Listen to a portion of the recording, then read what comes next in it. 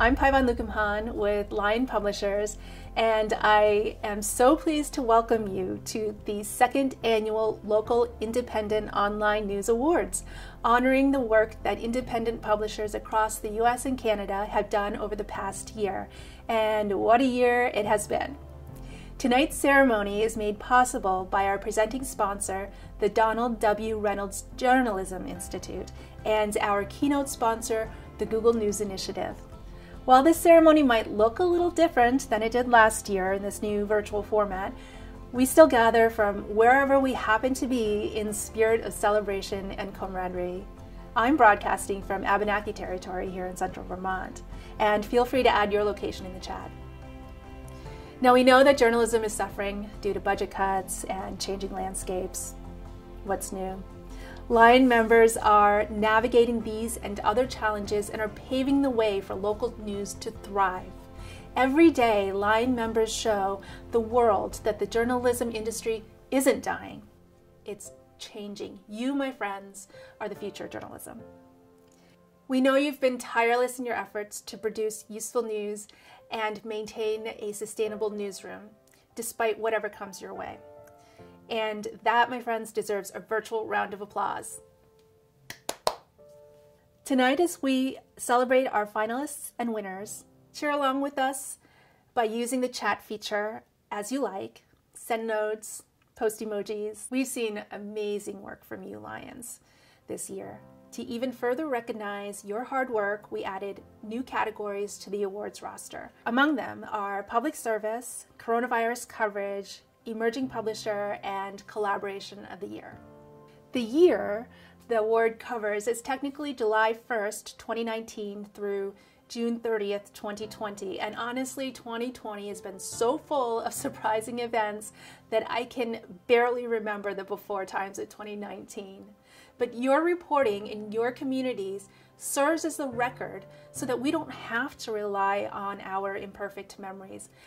So thank you for marshaling all your resources and whatever we could send along to you to create new technological solutions, resources, and ways of ensuring that your audience could access the information they needed. You elevated often unheard and underrepresented voices, and when people didn't know who to turn to for truthful information, you made sure they could rely on you. So thanks for taking a break from the never-ending news cycle.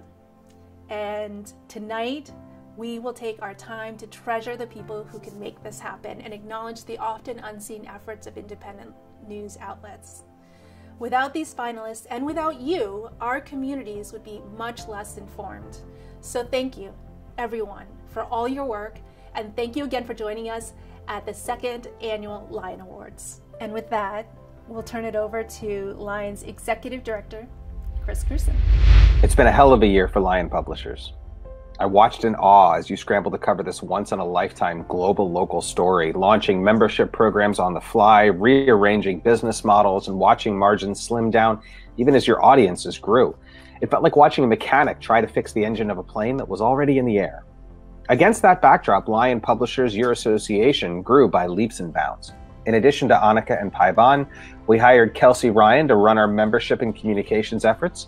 As a current Lion member and publisher of The Beacon in Kansas City, Kelsey came in from day one with a clear idea of how to serve our members. And I'm proud to report that we have, as of right now, 328 of those. That's an association record. Our membership has, as you're about to see, been all over the news this year, but we also were recognized by the New York Times, which put out a call back in April to support local independent journalism, inviting its readers to find and support their local news source. Lion's member database was a key early part of that effort because, as they noted, of the standards you apply in your work. That spirit of entrepreneurship and determination is what we think Lion Publishers brings to the journalism ecosystem. Our members support each other every day in the Lion's Den and in the Slack group. The number one thing we hear from you is the sense of community Lion provides, mostly between each other, because you're not alone in this hard work. So tonight is an excellent opportunity to take a step back, take a deep breath, and recognize the greatness of your impacts on your communities. It's evident in the work you do every day, and it's worth celebrating with your fellow publishers here tonight. Now, I'd be remiss if I didn't thank our funders and partners in this work of supporting you. First, the John S. and James L. Knight Foundation, whose major grant powered our initial expansion from 1 staffer to 3. The Democracy Fund, without whose generous support we couldn't have added Kelsey. We helped the folks at the Facebook Journalism Project with its $25 million emergency relief grants this year. Some $2.7 million of that flowed to our members, and we were pleased to help with the judging effort there. Finally, I'd like to thank the Google News Initiative, not just for their support this evening, but for the partnership we forged this year through our work on Project Oasis, as well as the North American Startups Lab work that brought both Lisa Hayamoto and Ben Desjarnette to Lion, rounding out our crew. Here's to a better 2021. I have no doubt that Lion members and the staff that supports you will rise to that occasion. And I'll hand things off now to Lion Chair Kelly Gilfollett. Take it away, Kelly. Thanks, Chris. And hello, Lions. We appreciate you attending the 2020 Lion Awards show. Although we cannot be together in person, I want you all to know how much you are on our hearts and minds. 2020 has been a strange year for all of us, but it's been a good year for Lion. I want to share with you a few things that we've been working on towards your behalf. In my 2 years serving as chair of Lion, we as a board made a huge pivot from being the scrappy, do everything ourselves board to transitioning to a strategic board with a staff. I want to thank every Lion board member for their dedication. They spent countless hours working with a consultant, training, learning how to professionalize the organization, and taking the steps to make Lion be a stronger place. Some of the steps included expanding our membership parameters that open the doors to a larger, more diverse group of publishers. We chartered committees for governance, finance, and board recruitment, and it expanded the executive committee to include the chairs of these committees. We created a board recruitment process and successfully brought on 3 amazing new board members. And now we begin the work of developing a strategic plan, which we hope to roll out to you in the second quarter next year. Soon you will be receiving surveys that we encourage you to complete. We need your input so that we can develop a plan that best serves our members and future members. Chris Cruson, our executive director, has led our small but mighty staff towards some amazing projects supported by Knight Foundation, Democracy Fund, Facebook, and Google. These partners and funders believe in Lion's vision and mission, and they believe in all of you. You are the reason for all of this. We are here to support you and to help create more of you. Whether you are just starting out, been publishing for 3 years, or way past a decade, Lion is working to create programming, support systems, and even funding to ensure that our members can thrive as we work together to recreate the news ecosystem. When I joined Lion in 2012, my company was a 2-woman shop with big dreams and a lot of questions. The company grew over 9 years to 9 sites and was sold in 2018. Lion was pivotal in the growth of our company, and I became passionate about giving back and helping other independent publishers grow and become sustainable. It's been my honor to serve as your chair. I do have some hot news off the presses. As of this afternoon, Jay Allred of Richland Source will be serving you as chair for the next year, and Tracy Powell from Borealis Project will be your vice chair. Jay's entrepreneurial leadership style is perfect for the fast transition Lion continues to make, and we appreciate his willingness to serve. He and Tracy work very well together, and I know we will see great things over the next year. Now allow me to introduce you to one of the best in the news indie biz, your 2021 Lion Chair and my friend Jay Allred. Thanks, Kelly, and good evening, everyone. Thank you to Chris and the Lion Publishers staff for doing what entrepreneurs do best. You made a product, these awards, fit a market, a global pandemic, and serve your customers, our amazing members. In the context of what's happening right now, that's no small feat. On behalf of everyone here, thank you. Tonight, it's time to celebrate. It's time to stop for a second and reflect on the work we've done. It's time to lift our eyes from the empty window in our CMS. It's time to share a little joy with one another. I could not be more grateful and humbled to serve this organization. Lion has come so far in such a short time. A few years ago, board discussions featured compelling topics like who's picking up the beer for the conference and Swiss cheese or provolone for the sandwiches. It's very different now, and in a good way. Your board and staff recognize the fight ahead. We must provide support for sustainable and independent local journalism. We know that it's our job to amplify your voices and provide resources for hundreds of new startups. As your board chair, my focus will be simple. Together with my colleagues, I'll work to build a board that is a destination. We'll set a tone for culture, financial stability, and talent that attracts the very best. We'll support growth in Lion through a visible commitment to equity, representation, and inclusiveness. We'll staff committees, we'll fill open board seats, and we'll throw open the doors to leadership opportunities for all of our members. And so that's my call to you tonight. Become more involved in your Lion publishers. Serve. Before I go, I want to recognize a couple of people. First, our outgoing board chair, Kelly Gilfillan. Kelly has been a mentor to me for years, and she's a dear friend. And finally, I want to welcome Tracy Powell, our new vice chair. Tracy's become a friend and a trusted colleague who I respect and rely on. Now, enough of us talking heads. Let's have some fun and give out some awards. Thank you, Jay. We are looking forward to the next year ahead with your leadership. All right, let's get the show started. First off, a note about the judging process. Each entry was reviewed and scored at least twice by our independent judging panel. Top scoring entries made it to the finalist round, and winners were the highest scoring entries of those categories. And we ensured that there was no conflict of interest among the entries that they scored. Okay, now let's really get started. Here's the structure for the evening. I'll announce each category and play a short video featuring the finalists' work, and then the winner will be announced in that video, and when that video turns off, the winner is invited to up to our virtual stage for 30 seconds to say hi and accept your award. That is totally optional, but we are offering that to each of our winners. And we want to keep this tight so that we can end on time just before the scheduled presidential debate. All right? So if you have any tech support issues, please use the chat function, and let's get rolling. Now I'm pleased to announce the first round of awards. Our first award tonight is for Collaboration of the Year. Judges will award creative collaborations between publications and community partners.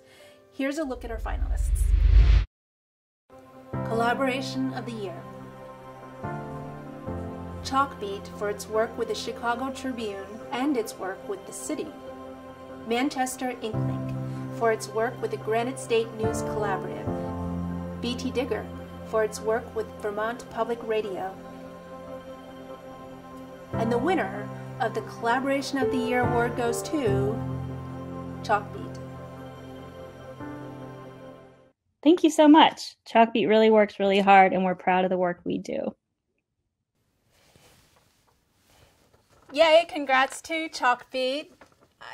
I'm sure it took a lot from you and your partner collaborator to really get that reporting done. So our next award, moving on, is the 2020 Best Breaking News Coverage Award.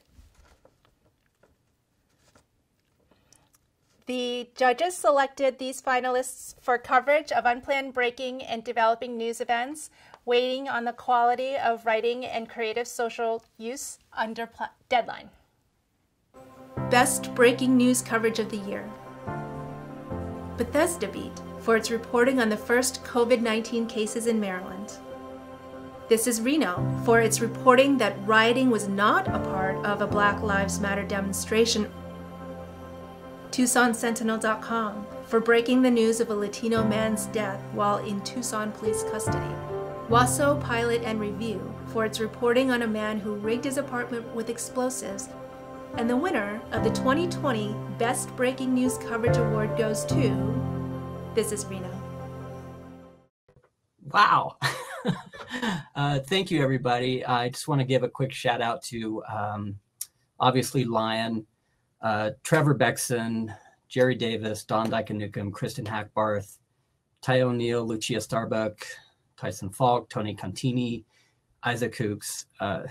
We could not have done this story without a tough team on the ground. It was a heavy event, and we're honored to receive this. Thank you very much. Yay, congrats, this is Reno. It always takes a team to pull off something awesome. So our next award is for the 2020 Coronavirus Coverage of the Year. The first category is going to be for Solopreneur, which is 1 or 2 people newsrooms.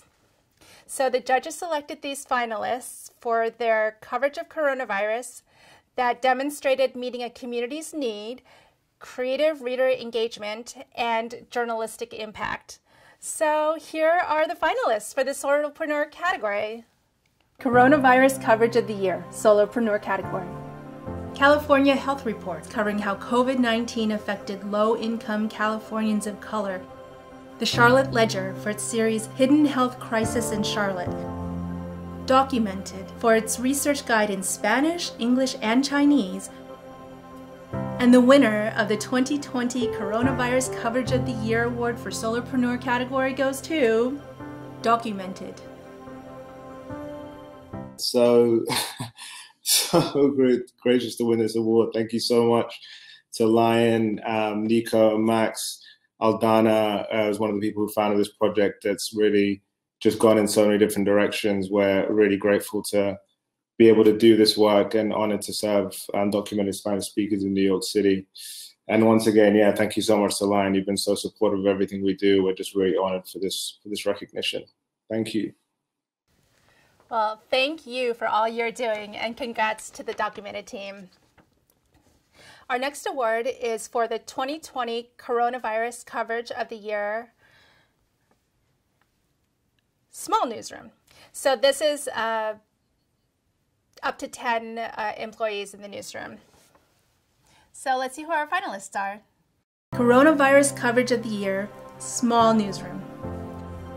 Crosstown, for its interactive COVID-19 map.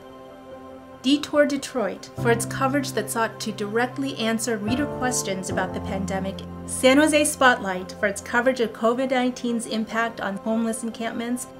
And the winner of the 2020 Coronavirus Coverage of the Year Award for Small Newsroom goes to Detour Detroit.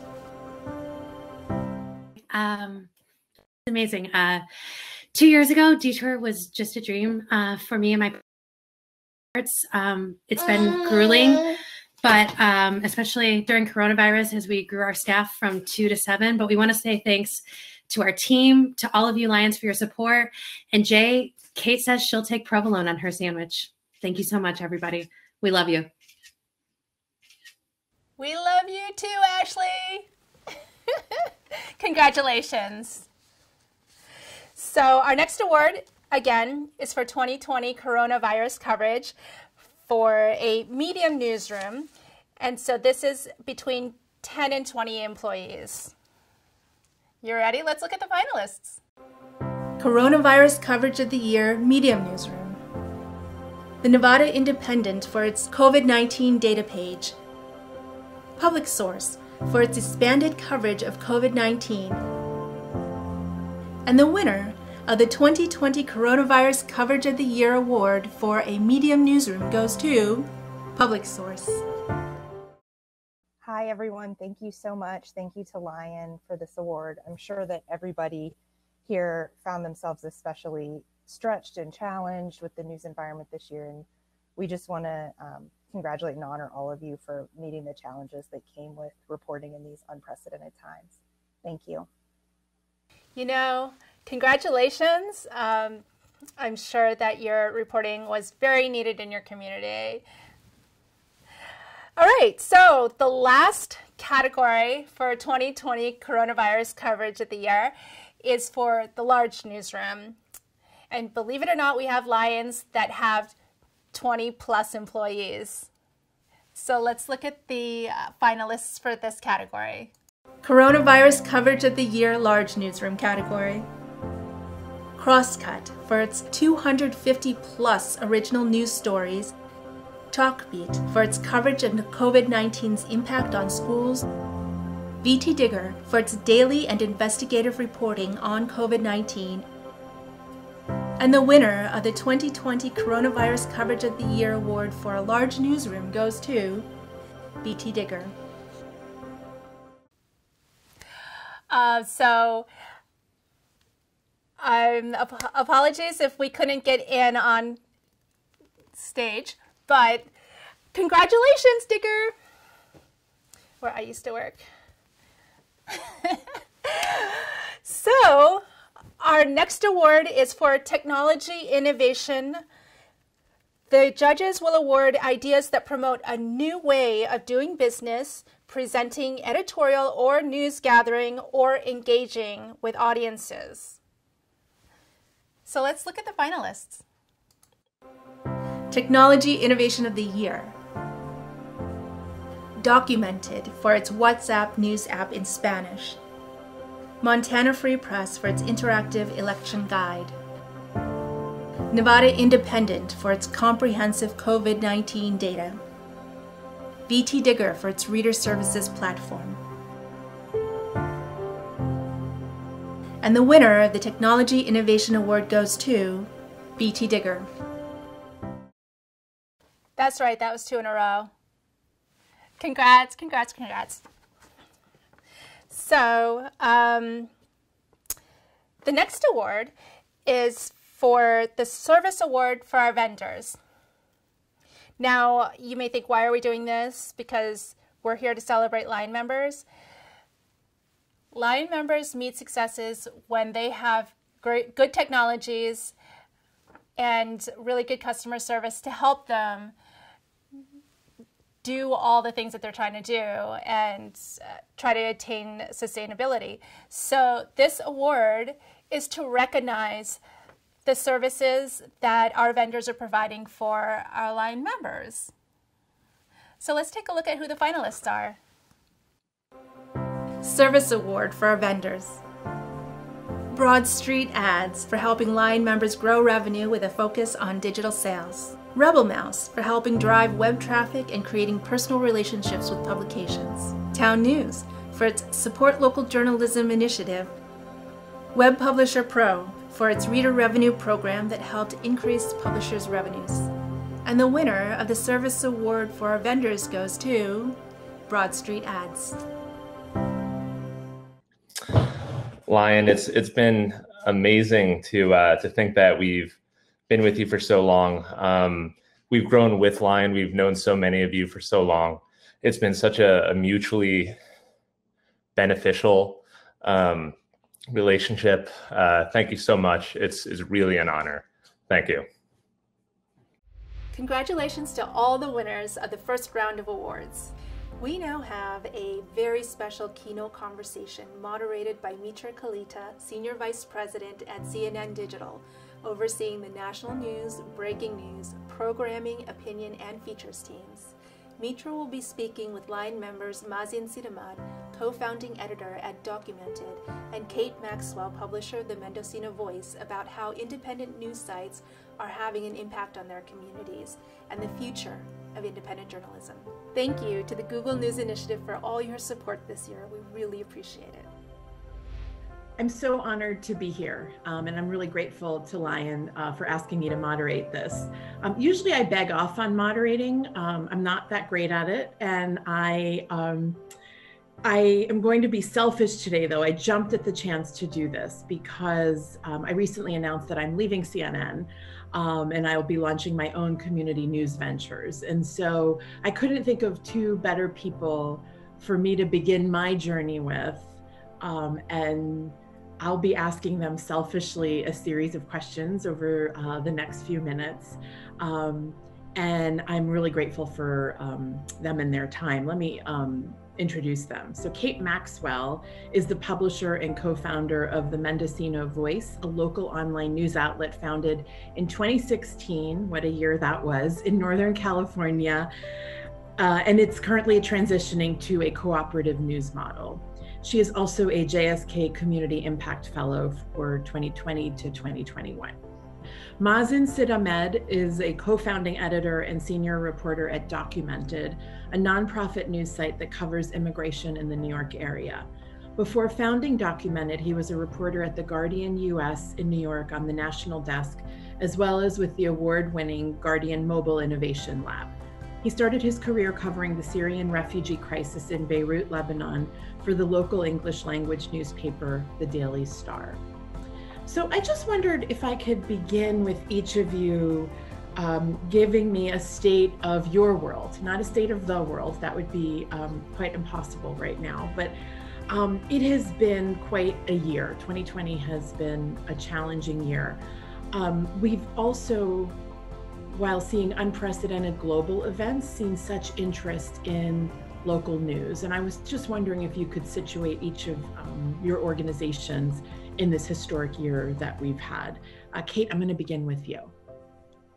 Sure. So 2020 has been quite a year for all of us. And I think here in Mendocino County, we, like many other parts of the country, have seen a lot of cutbacks in our legacy news outlets.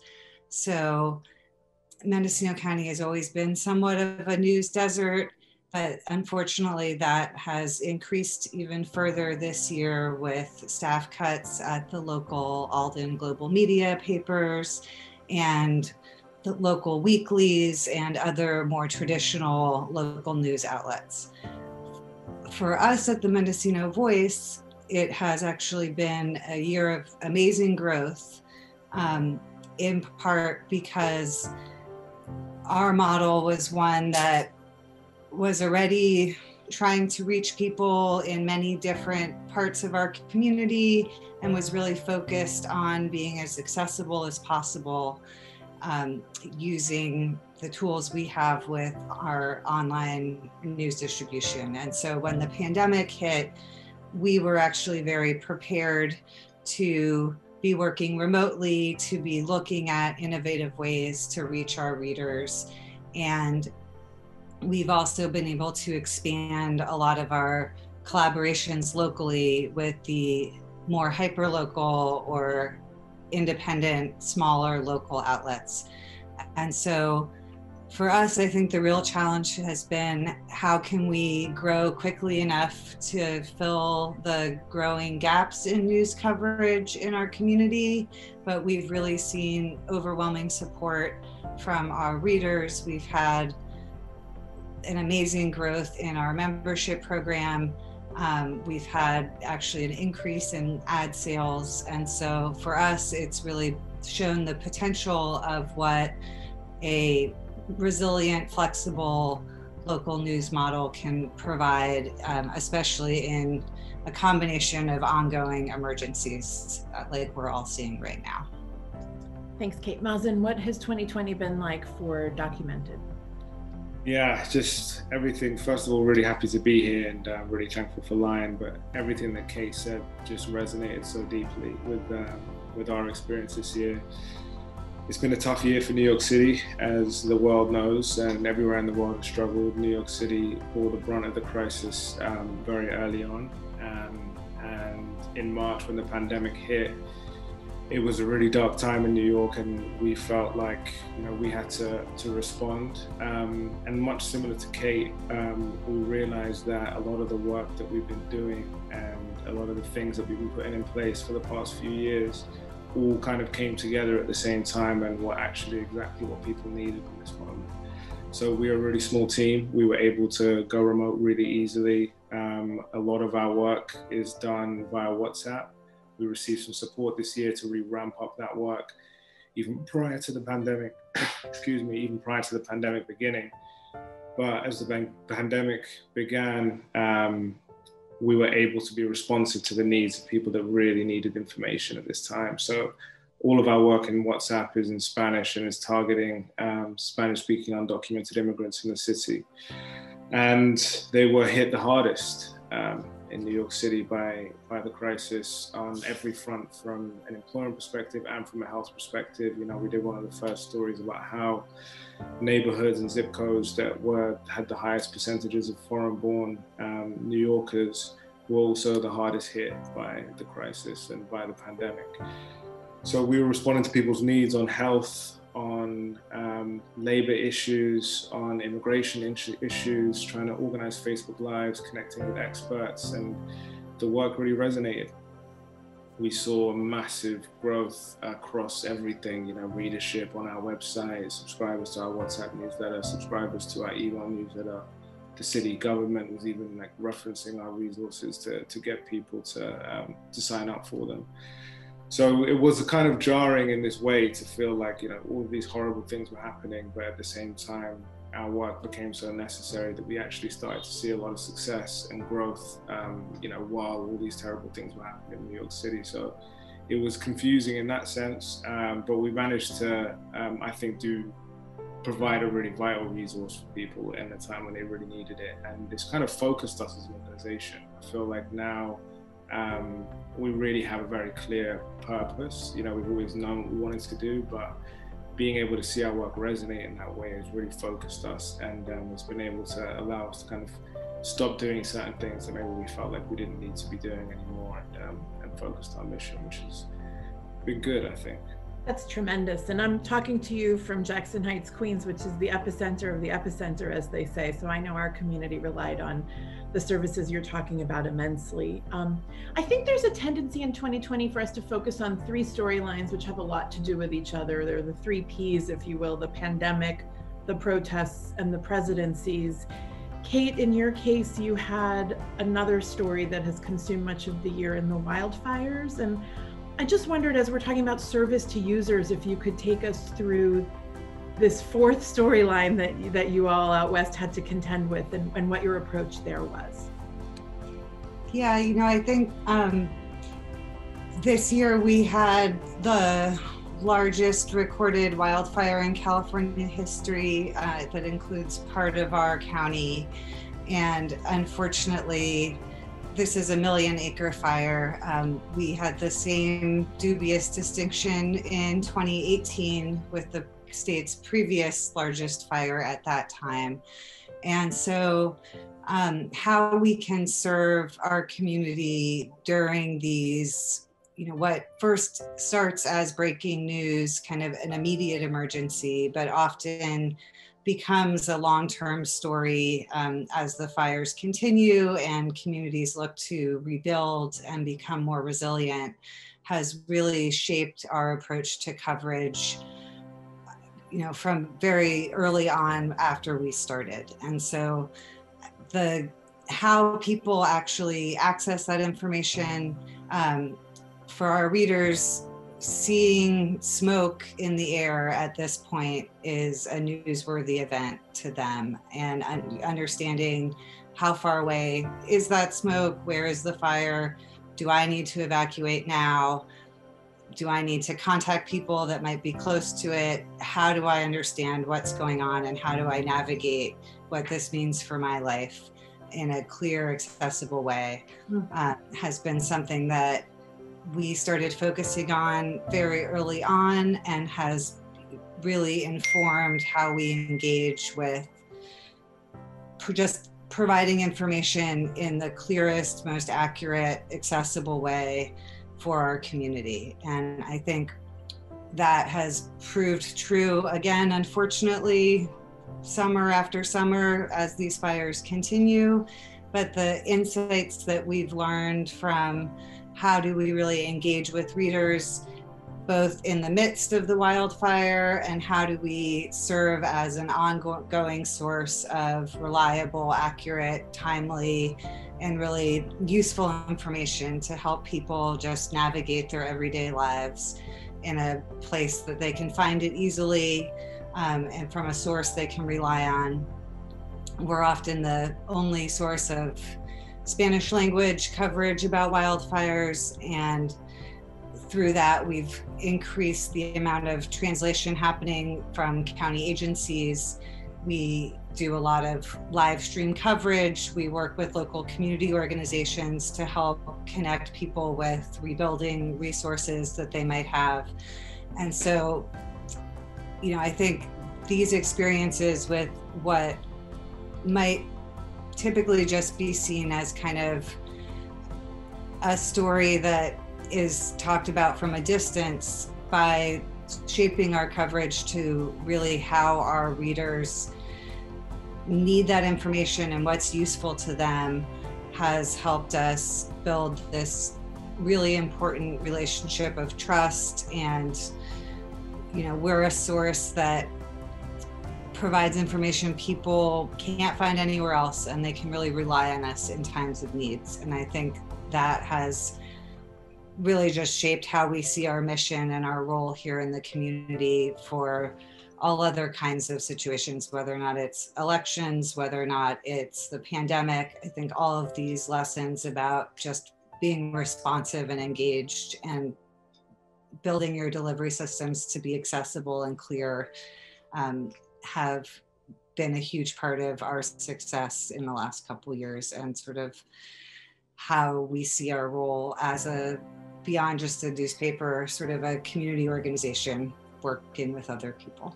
I think that is remarkable in 2020. If there's a silver lining, it's that what we once called service journalism, utility journalism, public journalism, solutions journalism is now just good journalism. And I think even the biggest of the big organizations are understanding their role in literally life and death, as you're outlining. The other area, Kate, that I just want you to go a little deeper on, and you're alluding to this with collaborating across government agencies, community groups, readers themselves who might know more than us. How does that work? Do you have an apparatus? Do you have a system, a process by which you're collaborating? I just wondered if you could give us some of your tips around that. I think we've tried really hard to sort of build in these engagement mechanisms or these feedback loops throughout the different levels of our organization. So we do talk a lot with community organizations, and we are regularly engaging with our readers, whether it's social media, whether it's by email, whether it's comments on our website or tables at the farmers market, which we've scaled back a little bit recently. But I think as opposed to the existing legacy papers or even the radio stations that we have here, from the beginning, we have really treated our readers as if, they are not just sources, but they're experts in their own lives. And so our county is huge. It's really rural. If there's a wildfire that's closing a road, it may take me personally an hour to get there, and there may not be great cell service. And so it is really our readers that will contact us and say, hey, I see this road's closed. It looks like the fire might be approaching this direction. Do you have any more information? And so I think just in terms of our reporting practices, we've really tried to focus on a mutual relationship as opposed to just a one-way, we tell you the news and we decide how you get it and when. But part of what we're also planning to do with our transition to a cooperative is really make this a community-owned organization. And so, both the workers at the organization, but also our readers will have a real ownership stake. They will be able to trust and also find us accountable when we're not serving them. And we can really look at our role as how are we working to build this community alongside our readers, alongside community organizations, even in collaboration with government agencies to push them to do more translation or to look at how their delivery systems are working. I think as opposed to thinking of ourselves as experts, sort of saying, how can we support the information needs of this community in a way that works for people where they're at, has really been a big part of our mission. Mazen, what's the documented version of collaboration? Does it come up on a regular basis? Do you save it for bigger projects? How does that work? Yeah, it was just great listening to Kate there, because I think that there is a lot of similarity in the ways that we look at how we talk about and think about the people who are consuming our work. We always wanted to have this mission of people most affected by our stories are also the people reading our stories, but it's kind of grown now into, because we have this vibrant community who's following our work on WhatsApp that we're in constant dialogue with, that people are really almost acting as editors in our newsroom, like the people who subscribe to our WhatsApp news service. So pretty much everything that we publish in Spanish is in direct response to questions that we get via our WhatsApp news service. The questions are often the source of investigative stories or accountability journalism. Sometimes people will ask a question and there's a straightforward answer. You call a city agency, you contact a lawyer, but sometimes you're like, well, wait a minute, why isn't there an answer to this question? Is there something going on here? Is the city not telling us something? Do we need to put a reporter on this to actually figure this out? And that's led to some really great work. This year especially, we've been able to find out that some city response services weren't actually doing what they said they were doing. And as far as like when we're doing a feature or we have an idea for a story, we often turn to the community and say, hey, is anybody experiencing this issue? How is anybody going through this? We'd love to talk to anybody. I've also enjoyed call-outs that we've done recently, trying to hear positive experiences that people have had, you know, trying to hear people who have made maybe the pandemic easier or, you know, have helped them through challenging times, and trying to create a feedback loop on our WhatsApp news service where we're sharing challenges that people are having, uncovering things, sharing information, but also kind of uplifting people who are doing good and helping other people out. We're trying to do more of that on our WhatsApp news service. Like we've started using the voice note function. Anyone who uses WhatsApp knows that it's pretty common that some people will just communicate via voice notes. So now we're starting to do like audio bulletins, like news bulletins, and weaving in voices of people who are sharing positive stories, you know, their neighbor, their granddaughter, things like that. So that collaborative approach, we call it community-based journalism or community-based investigative journalism if it results in an investigative story, is really more and more becoming just the kind of epicenter of what we're doing, or the engine of everything that we're doing. You know, the majority of our stories are coming from our WhatsApp community. We want to get to a place where it's just like a constant feedback loop, where pretty much everything that we're doing is a part of that. And so collaboration is a big part of what we do. So I think in the framing of local news, there's sometimes a tendency to somewhat dismiss it as parochial, right? And I wonder, Mazen, if your background is phenomenal as you're reporting overseas, and I just wonder how you anchor community stories in the world, and how that kind of has played out over, especially the pandemic. Well, obviously living in New York City, a lot of the people here have global ties, and a lot of their experiences are tied to international issues. You can say that about pretty much anywhere in the world, but it's something that we've been acutely aware of since we started Documented. You know, we've always wanted to do stories connecting to why people are coming to the US. You know, there's a lot of talk about the border and how people are ending up in the US, but there isn't any conversations really about the refugee crisis that's happening in Central America and why people are fleeing right now.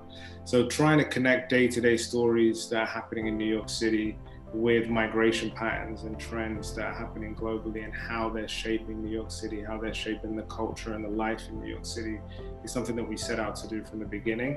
And we've been able to do that actually through some really great partnerships with some Central American news outlets. You know, we did a series of stories last year in partnership with Central American news outlets about how, why certain people were leaving different parts of El Salvador and Guatemala, and connecting them to stories of people living here in the New York area. Intercambio is one of the publications that we work with that were just really, really incredible reporters. And a lot of the reporters that are pitching us who are coming from, reporting for Chinese newspapers in New York City are often doing stories about how international politics is affecting the community, and how how the relationship between the US and China is affecting the Chinese community in New York City. So there are a lot of different ways you can tie international issues, especially on a topic like ours. But yeah, I think it's funny that a lot of people kind of dismiss local news as this parochial issue, and it's probably it affects most people more so than a lot of other national stories. Yeah, I just want to stay with also your distribution model. Your over the last year, as I launched a newsletter, a lot of people mentioned you guys, and you're just intentionally distributed, right? You're on WhatsApp, you're on newsletters. Who manages that? How does it work? And are there any shortcuts or lessons for those of us who might not have a distribution arm? Yeah. So we're a tiny team. So shortcuts. So basically, I'll just tell you how it works. Basically, we have an incredible audience editor. His name's Nicholas Rios. He joined us full time this year. He's been working with us in different capacities for a while now, but he became a full-time staff for this year. And he does it all. So he manages our WhatsApp news service. There's about 1,700 people on there.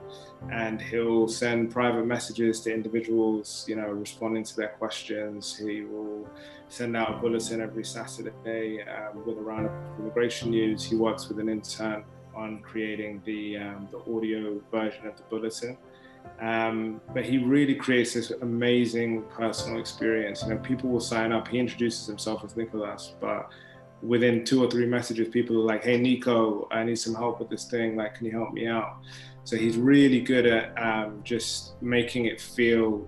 The reason we found WhatsApp so appealing is we wanted it to feel as though we were in conversation with people, that they had this personal relationship with us. And his tone and how responsive he is has allowed us to grow in that way. But there's no real magic bullet other than that. Just like constantly putting it out. I think making stories that people who you think would want to subscribe for it. A lot of times people will find those stories via search and then sign up for our newsletter. That has been something that we realized this year. So kind of being intentional in that way can create feedback loop of sorts. So I feel like we could talk for hours. I'm going to wrap it up here and ask Kate, what does coverage look like in 2021? If you could look into your crystal ball, what are some areas of coverage, strategic initiatives? Tell us what you're thinking. So, I think for us, a lot of the things we've talked about in this conversation are really what is guiding how we're doing our 2020 and beyond planning. I think we are looking to expand our collaborations with sort of local regional media more to the extent that we can, just to support broader coverage locally and then regionally, and to try and address these gaps and moving forward and support new initiatives or new kinds of news that people might want to have access to. We're in the midst of our cooperative transition, and that's something that we think will work really well here, in part because we are a rural community without a lot of resources and without a lot of foundation or philanthropic funding. And so that's a model that we think could potentially be adapted to a variety of other communities. And part of that is also sort of working even more deeply with the readers here in Mendocino that we don't feel like we're reaching, whether or not it's expanding our Spanish language coverage. Through my JSK fellowship, we're going to be working with training local residents to help do some of the news production and sort of serve as community reporters as sort of the next way that we are looking to expand. And we're also trying to look really hard at our distribution systems also. I don't think there's a magic bullet, but for many people, it's not necessarily about, some of it is there needs to be more coverage, but some of it is just, are they actually able to access the information that's out there? Do they know where to look? Do they have a digital connection to get internet quickly? Do they have radio signals where they live to actually hear the local radio station? And so for us, we try and be on as many different kinds of distribution systems as possible, but really being in greater dialogue with our readers and saying, how can we focus these news products so that we can reach people who are in a broad range of different circumstances, but are all together as a community engaged in these local decisions about how we're going to move forward all together in 2021 and beyond. So, Mazen, 2021, what does that look like for Documented?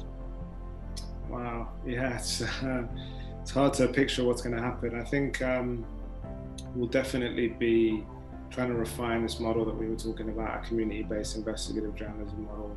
We've done a lot of great work on it this year, but we're hoping to, build out more of a reporting team that can really kind of double down and follow the leads and do accountability journalism based on what we're hearing from our WhatsApp community, and hopefully trying to make similar projects in other languages for different communities in New York City. That's the hope, that we can do information needs assessments and build platforms and similar digital communities in other languages based on the needs of other communities in New York. But it took us 2 years really to get to this place with WhatsApp, so that might be a longer term project, but we're trying to be ambitious and hopefully we can do something next year. Great. Thank you so much to both of you. This has been really illuminating. I'm grateful for your time, and I'm sure everyone else who's watching is too. Thank you. Yeah, thanks. Thank you for that, my friends. What a wonderful conversation. And obviously, thank you for the amazing work that you're doing. Now for a brief word from our presenting sponsor, Donald W. Reynolds Journalism Institute, who is presenting tonight's Lion Awards and also sponsoring the Business Award category. Hello from the Donald W. Reynolds Journalism Institute at the Missouri School of Journalism. My name is Randy Picht and I'm the Executive Director here. We were a sponsor last year for the debut of the Lion Awards and they were terrific, so it was very easy to say, let's do it again. I'd also like to say best of luck to all the finalists tonight. And before I go, I wanted to give a quick shout out to RJI's fellowship program. 2 things you should know: we've started accepting applications for our next class, and we have the most flexible fellowship program in the country. Really, all you need is an idea that will help you and your news outlets like you, or journalism writ large. If you're interested in raising your hand for this opportunity, you can find more details at rjionline.org. That's it for me. Enjoy the rest of the presentation. Thank you. That was so nice to hear from Randy and from our keynote panel. I just want to shout out extra to Donald W. Reynolds Journalism Institute. They have been longtime supporters of Lion and really believe in the future of local news. So really check them out if you're interested. Not only are they the presenting sponsor tonight, but they are also the sponsor of the next category, which is the Business Idea of the Year. And their sponsorship allows us to award $500 to the winner. Okay, so let's look at the category. Let's look at the finalists. Business Idea of the Year. Detour Detroit for its Keep Detroit Local initiative.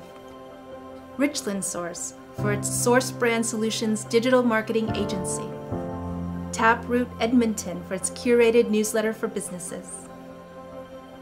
BT Digger for its press release portal. And the winner of the Business Idea of the Year award is a tie. Congratulations to VT Digger and Detour Detroit. Thank you so much, everyone. We're so thrilled to win this award. Thanks to Lion and to everyone out there who's been a part of this. And a big shout out to Stacy Peters, who designed the PR portal and made this whole thing happen. Thank you.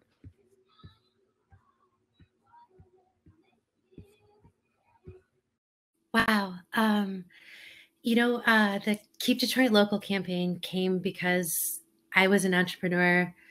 I was an entrepreneur during COVID, and so was my husband. And we came up with Keep Detroit Local to give a free ad to a local business struggling during the pandemic every time someone became a member.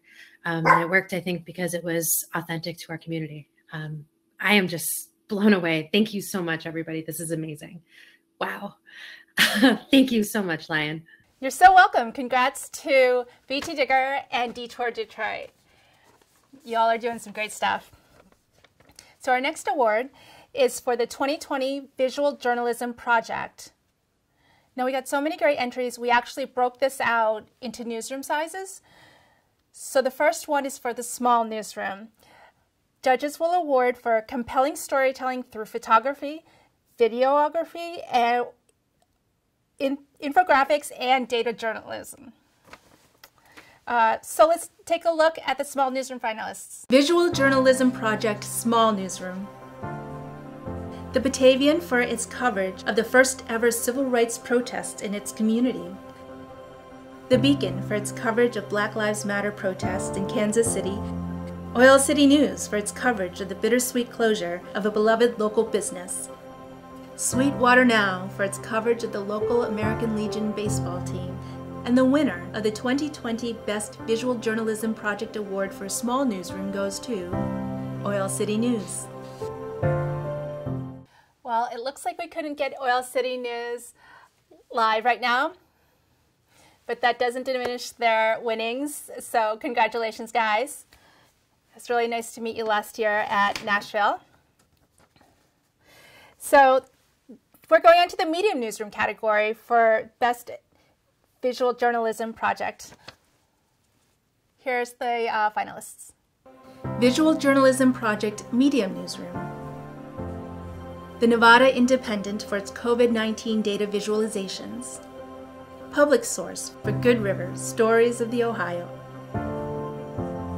And the winner of the 2020 Best Visual Journalism Project Award for a Medium Newsroom goes to Public Source. Hi, everyone. Public Source accepts this award, but the project was really a true collaboration. So we'd like to honor our partners, 100 Days in Appalachia, Felt Magazine, the Allegheny Front, Ione, Ohio, Louisville Public Media, and Environmental Health News. Check them all out if you haven't already. And thanks to Lion for this award and for the National Geographic Society and Lenfest Institute for funding and supporting that project. Thank you. Thank you, and congratulations. So the next award is for the large newsroom.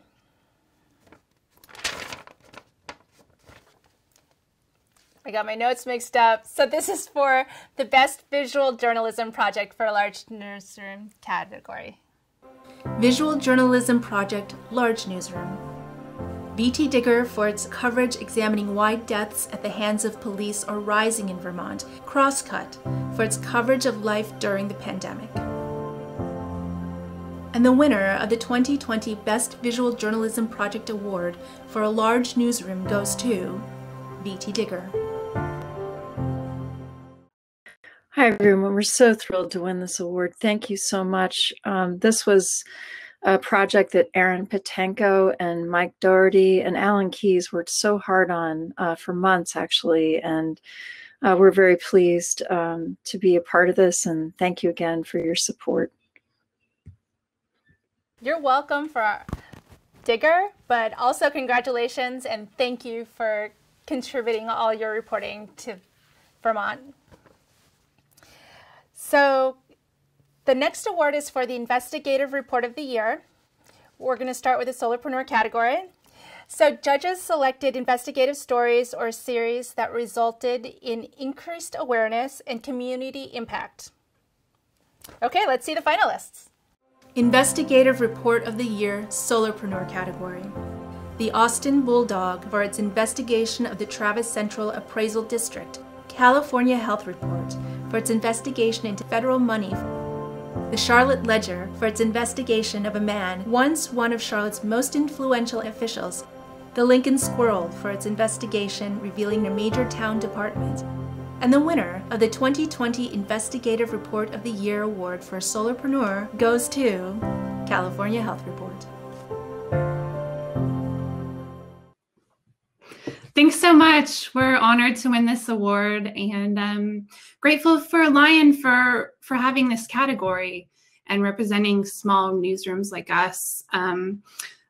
Claudia Boyd Barrett, our senior reporter, really deserves the credit here. She wrote the story and did the investigation. Thanks so much. All right, let's get going. Fantastic work, California Health Report. Our next award is for Investigative Report of the Year for a small newsroom. Investigative Report of the Year, small newsroom. Bethesda Beat for its investigation into Airbnb rental violations. The Colorado Independent for its investigation into police killing of a man. The Highlands Current for its investigation of how legislators had attempted to quietly enact a statute. TucsonSentinel.com for its coverage of a Latino man's death while in Tucson police custody. And the winner of the 2020 Investigative Report of the Year Award for a small newsroom goes to the Colorado Independent.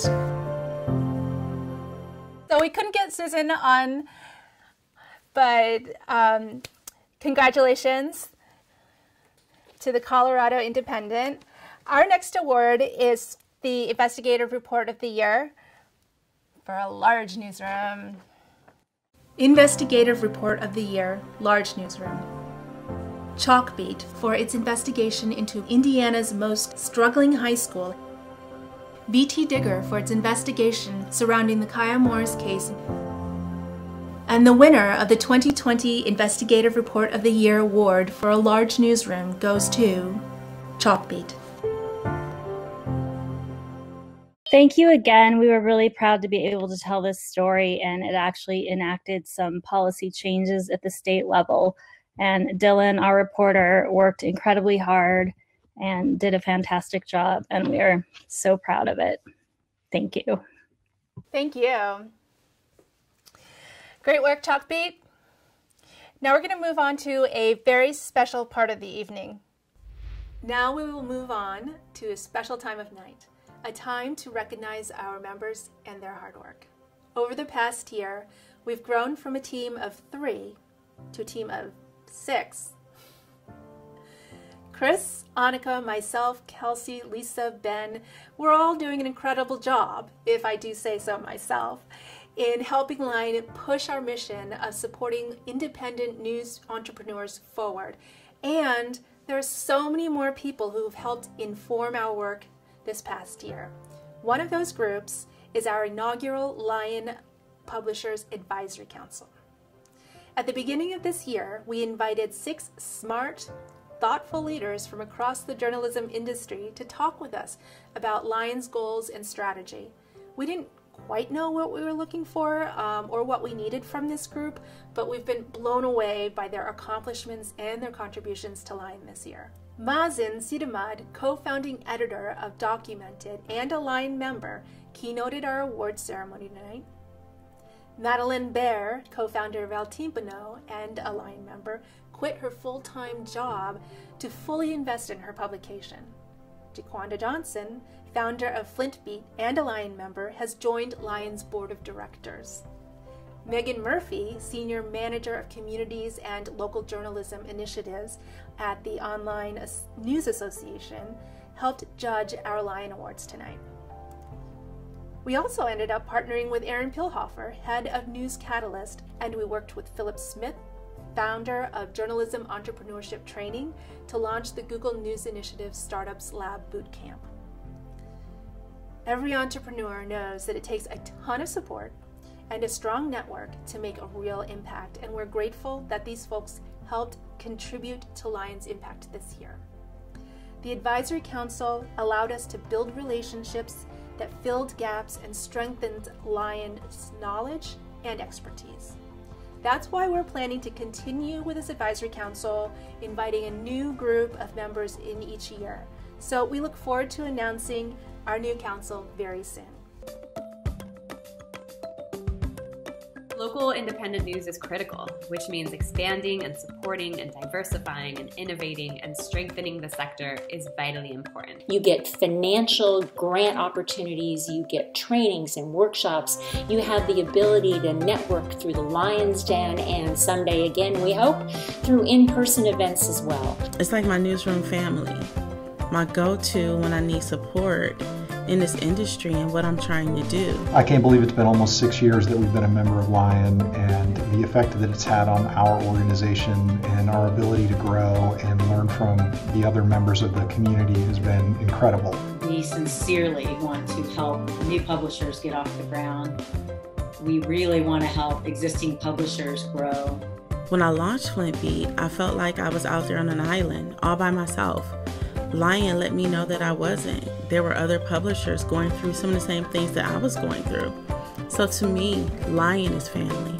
That's what Lion does. And I encourage you to support Lion. Join Lion today.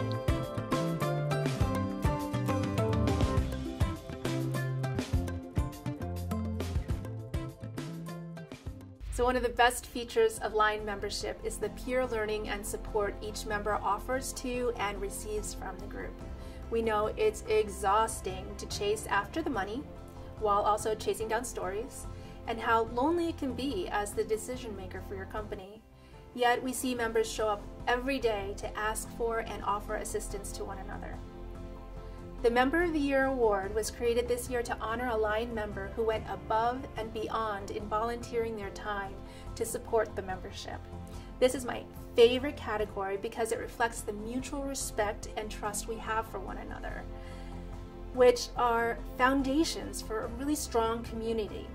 Lion staff found that not just one, but 2 members deserved this year's award for their efforts.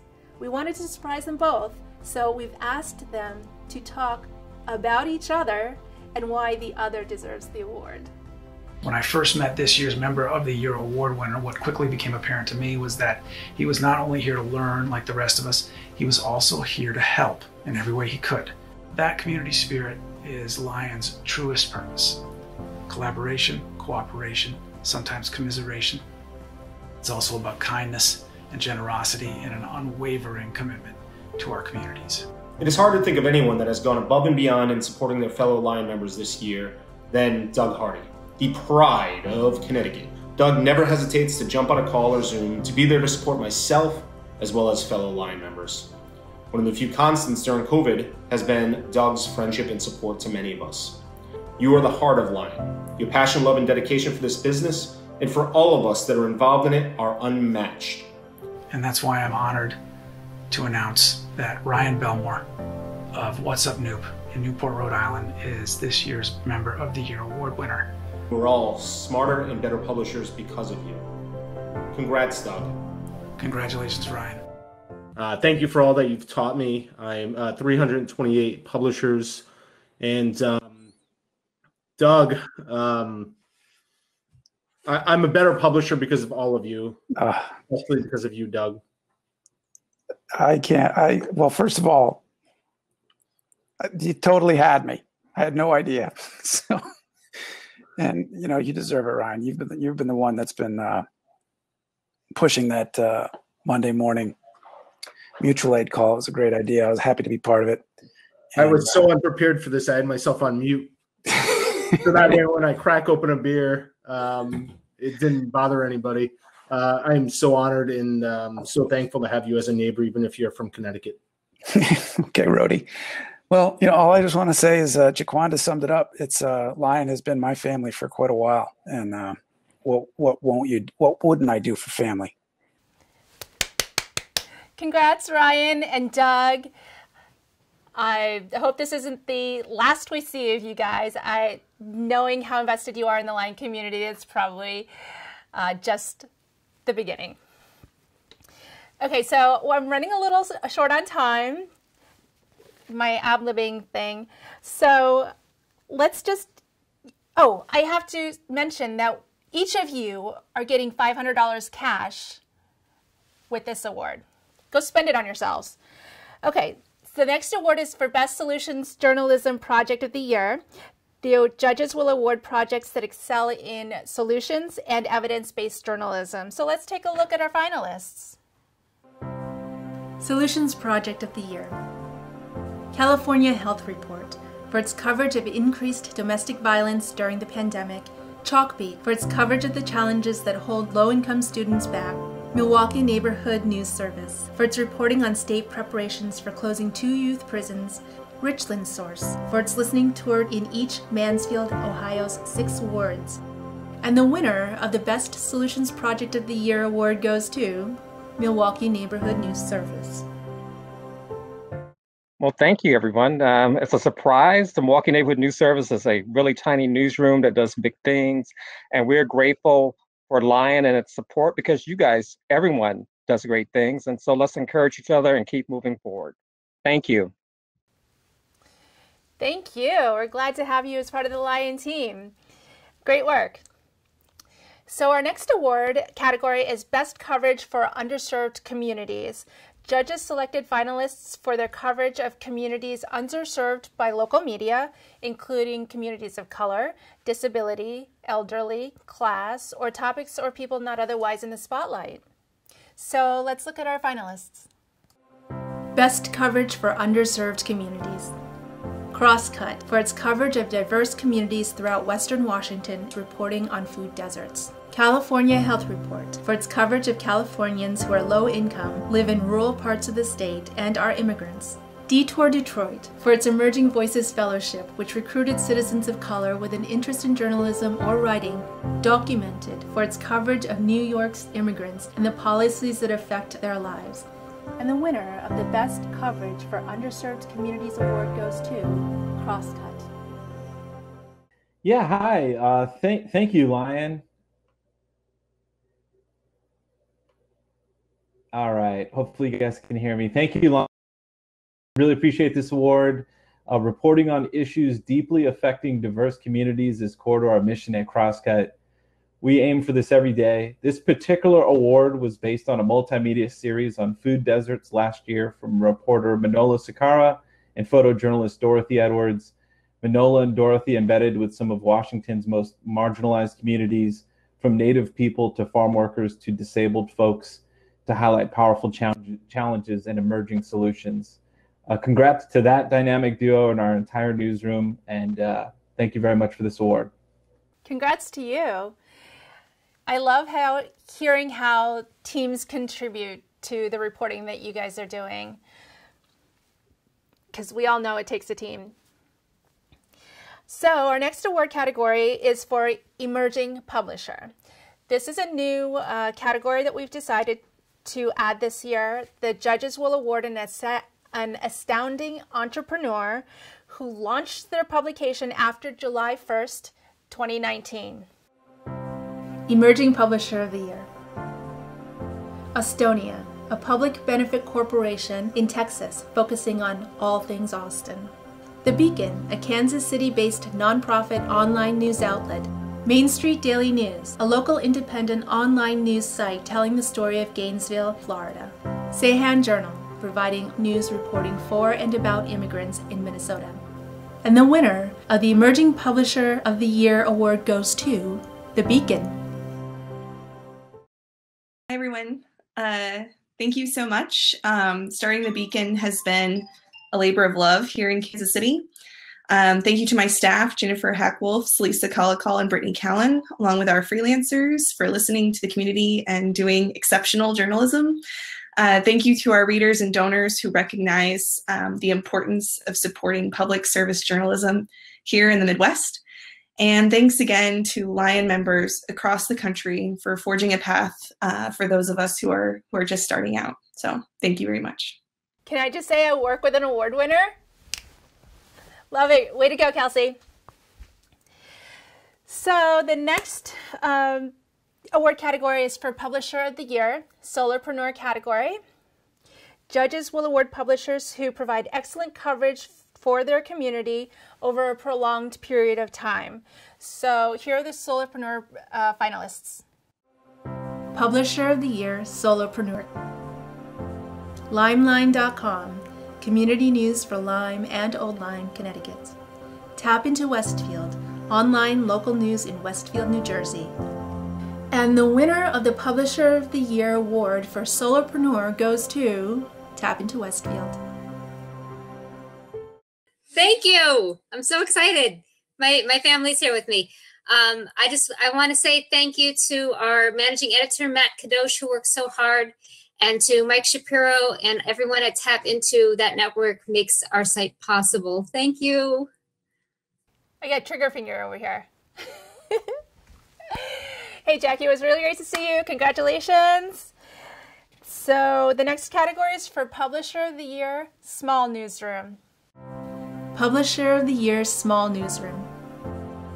Montana Free Press, an independent, nonprofit source for in-depth Montana news, information, and analysis. San Jose Spotlight, the city's first nonprofit news organization dedicated to independent political and business reporting. TucsonSentinel.com, a nonprofit, local, independent online news organization that covers southern Arizona. And the winner of the Publisher of the Year award for a small newsroom goes to San Jose Spotlight. Thank you guys so much. We're so excited. I have to give thanks to our reporters, our team, especially my husband, our co-founder, who went on this leap of faith with me. And thanks to our board of directors, all of our supporters, and of course, all of our line members across the country. Thanks for having us. Thank you so much. We're so proud. Thank you, guys. You're very welcome. It's great to have you among the award winners here. So kudos San Jose Spotlight. Our next award category is for Publisher of the Year for a large newsroom. Here are the finalists.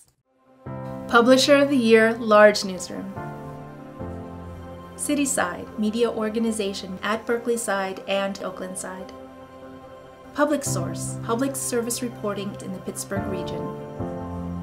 Richland Source, an online community news organization serving North Central Ohio. And the winner of the Publisher of the Year award for a large newsroom goes to Cityside. Hi, thank you so much. We're very excited. I'd like to thank my fellow founders, Tasneem Raja, Tracy Taylor, Francis Dinkelspiel. It's been an incredible year, converting to nonprofit, covering a crazy year of important stories for our communities, and launching the largest newsroom in Oakland in the midst of the pandemic. And thank you to Lion. Thanks very much. It's very exciting. Congratulations, Cityside. It's really awesome. Okay, so our final category for the night is 2020 Public Service Award. Now, this is what Lion is all about. It's really serving our communities, making impact. Our judges are focused on publications that have served their communities with high impact journalism. Here are the finalists. Public Service Award. El Timpano for its reporting on gaps in local news serving Latinx and Mayan immigrants in Oakland, California. Public Source for its project The True Cost of Court Debt. Richland Source for its community listening tour and series looking at trash issues in the city of Mansfield, Ohio. And the winner of the Public Service Award goes to Public Source. Wow, thank you so much. We're honored, especially to win for public service. This award goes to reporter Juliet Reel and our team of journalists and editors and visual producers who worked on this project. We're thrilled to see that this piece had impact in our local community, and we want to thank Lion just for that acknowledgement. Thank you. That's it, we got through the award ceremony. I'm so glad so many of you are still here with us at the end. So as you may have noticed, the event has been extended a little bit.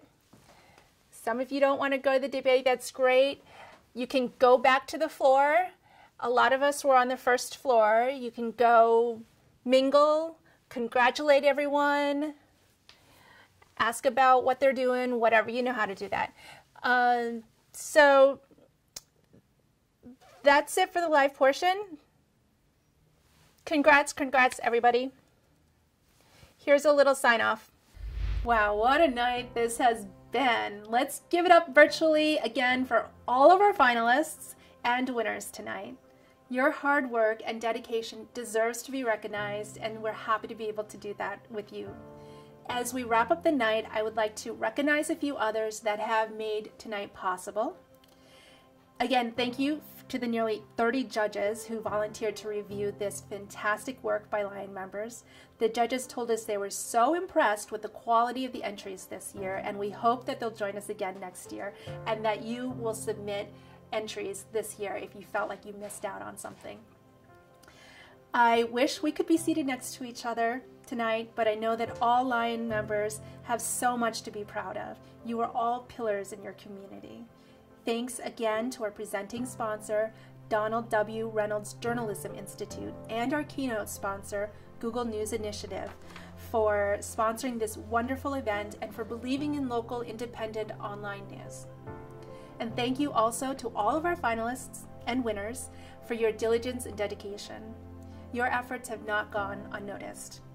We would also like to take a moment to thank others who have made a huge contribution to Lion this past year. We've featured some super smart speakers as part of our Lion lessons.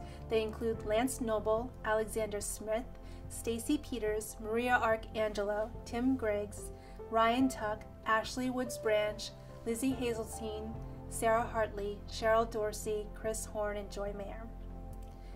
We also want to shout out to the instructors of our skill series, Harry Backlund, Rebecca Monson, and Emma Cara Grovem, and our partner, Rev Lab, led by Rodney Gibbs, plus our advisor, Amy Schmidt-Weiss, and of course, Chloe Kaiser, who shined as our teaching assistant. We also want to give a big thank you to our partners, UNC Chapel Hill and Doug Smith on Project Oasis, and all the incredible consultants who helped us to pilot our Lion Experts Network, and Color Farm Media, who helped us along with Press On and the Maynard Institute for helping us to promote the GNI Startups Lab Bootcamp. And of course, a big thank you to all of Lion's funders, the Facebook Journalism Project, Democracy Fund, the Google News Initiative, and the Knight Foundation. We couldn't support aspiring entrepreneurs or build the future of independent journalism without you.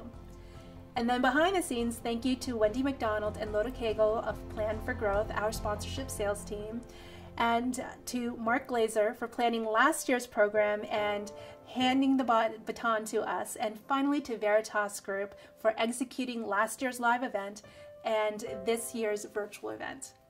I hope you all had a great time, and thank you for joining us. Good night.